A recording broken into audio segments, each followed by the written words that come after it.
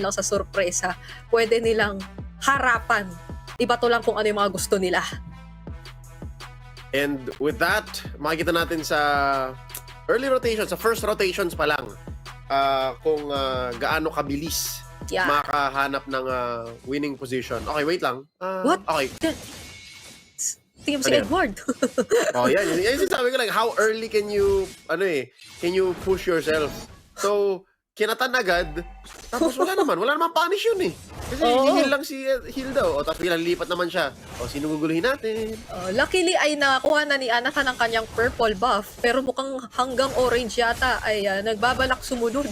Itong si Edward, kasama ni Rene J.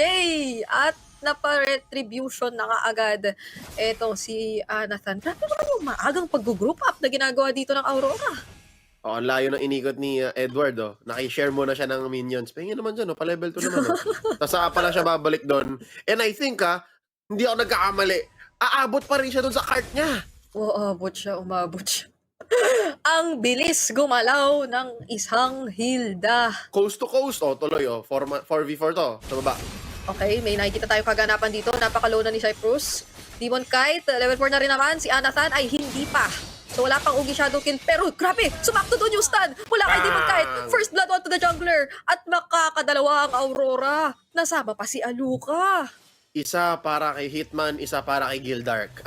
Kay Demon Kite. Ibang klase. So, yung rotation ni Edward na wala rin namang nakuha, tapos nabalikan niya pa yung cart niya, walang punish, napatay pa nila yung jungler. So, ladies and gentlemen, hindi to dahil inaaurahan ng aura yung Gamer Pack, hindi dahil loadin nila yung kalaban nila. It's just ganun ka-perfect yung rotation.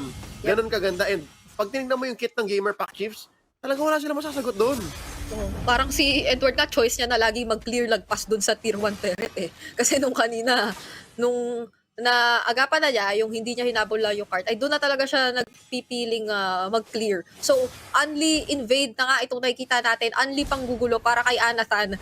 Hindi talaga magiging masaya ang buhay mo. Way of the Dragon, ginamit pa ako to si Cyprus. At nakita mo kung gaano katinarget lang ng Aurora si Anathan. Power of wilderness pa nga eh. Ang lala nito, hindi pa nagre-retry si Demon Kite. Ninakaw niya yung purple, ninakaw niya yung orange. Tignan mo yung retry, hindi naka-cooldown. Wala siyang ginamit pa doon at that point. And 3-0 na ang standing ng Aurora MLBB. Halos 3K na ang kanilang na-establish na goal, pero lalaki lang to lalo dahil nakapagplato etong si Domeng Kite. Domeng Kite na siya, by the way. At Circling Eagle do, ginamit dito ni Aluka, pero onting onting pantaboy lang. Desidido pa rin ang Aurora at alam nila kung ano ang kanilang mga gustong kuhain at puntahan.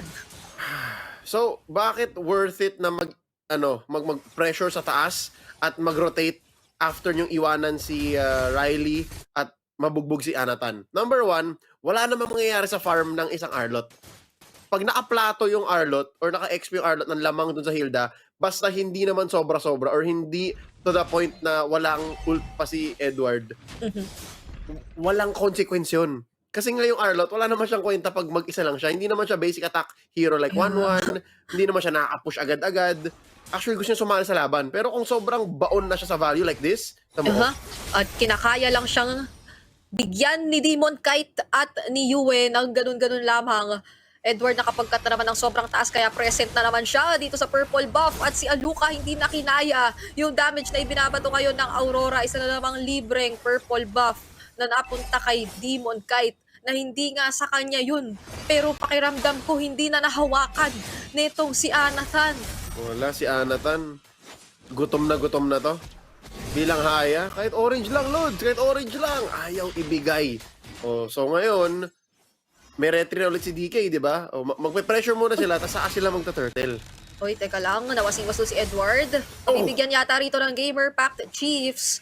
So may nakuha sila ng isang kill, pero magkakatore ang Aurora and possibly even a turtle objective kung i-commit na ito ni Demon Kite, kasi parang ang bilis niya lang naman itong tunak.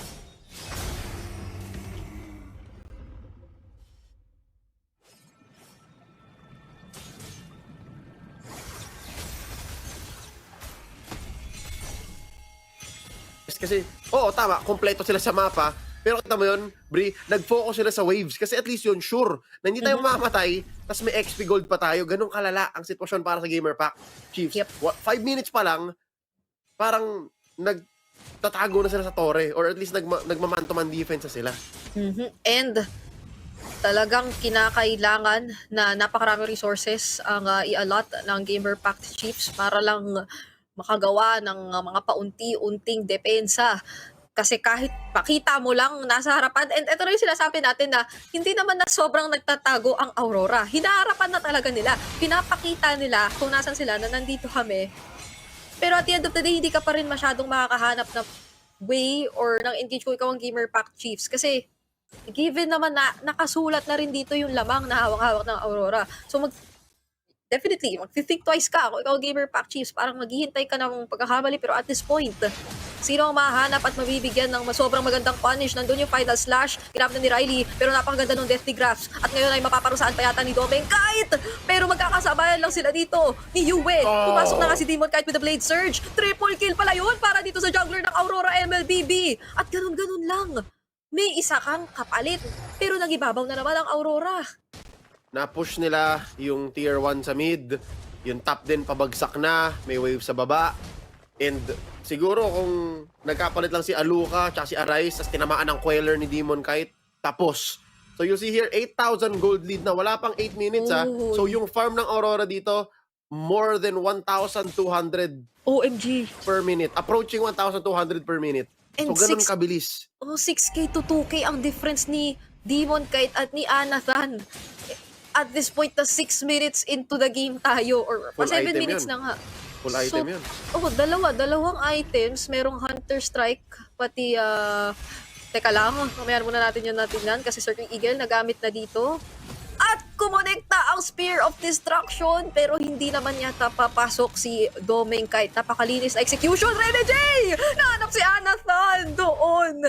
At hindi na naman hinayaang gumalaw ang jungler ng Gamer Pack Chiefs. Napasama pa ang kanyang shadows. I think that's one of the main weaknesses ng Gamer Pack Chiefs lineup. I mean, hindi to usually nangyayari kung may Matilda ka. Pero kung ganito kayo ka-down, tapos Matilda ang gamit ninyo, wala kayong pan-check ng bush. Hindi naman pwedeng tumingin yung Matilda or mag-ikot-ikot siya habang may wisps na malapit sa bush. Kunyari kung tank yan, like Tigreal or Chong, pwede siya sumilip eh. Pero pag Matilda, hindi. At tumigil pa sa harap. Si Rene J hindi naman nagpumilit ng laban. So ubus na ang outer turrets ng Gamer Pack Chiefs 8 minutes into this game. Halos hindi pinagpapahinga ng Aurora ang Gamer Pack Chiefs. At mukhang maski yung mga shockwave ng mga inhibitor turrets ay magagamit na nga dito agad-agad kasi sobrang nasushove na yung waves ng Aurora papalapit sa base. Kung hindi ako nagkakamali, pati yung bottom wala ng Holy Shield. Kasi kanina pa yung tinatrabaho, actually nauna yata yun na torre na Wala push na ng Aurora. And that's right. So, wala ng Holy Shield. So, pagka-spawn itong Lord na to, in half a minute, tapos pag na-push yan, I'm guessing sa mid yan or sa top, malamang sa malamang butas. Ganun ka ahead ang Aurora. 11K. Yung the moment pa lang na kanina sa draft, yung Aurora ay parang super nag-focus sa pagtanggal ng mga XP laners na typically ay parang pwede makisabay sa early at magbigay ng same level of pressure. Parang na-checklist na nila yung conditions nung gusto nilang maging approach coming into this game na parang